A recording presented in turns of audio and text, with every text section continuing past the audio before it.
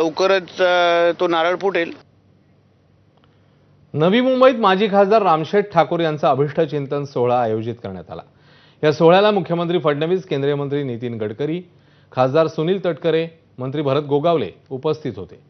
या कार्यक्रमात नितीन गडकरींनी टोलेबाजी केली आहे। राजकारणात सगळेच ऑक्सिजनवर असतात असं गडकरी म्हणाले। सत्तेच्या खुर्चीला असा फेविकॉल लागला का जो चिपकला तो उठतच नाही।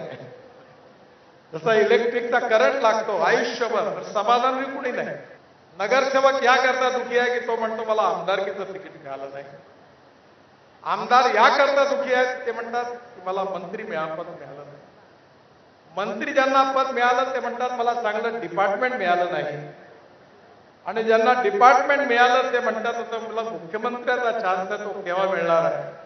आणि मुख्यमंत्री म्हणतात की आता आमचे श्रेष्ठ नेते किती दिवस ठेवतात, केव्हा काढतात, भरोसा नाही। ते सगळे ऑक्सिजन। बातमी पुण्यामध्ये हडपसरमध्ये एका नामांकित रुग्णालयासमोर संशयास्पद वस्तू आढळली आहे। घटनास्थळी बॉम्बशोधक पथक दाखल झालंय। पोलीस संशयास्पद वस्तू घेऊन पथक हे रवाना झालेलं आहे। BDDS पथक अग्निशमन दलासह घटनास्थळी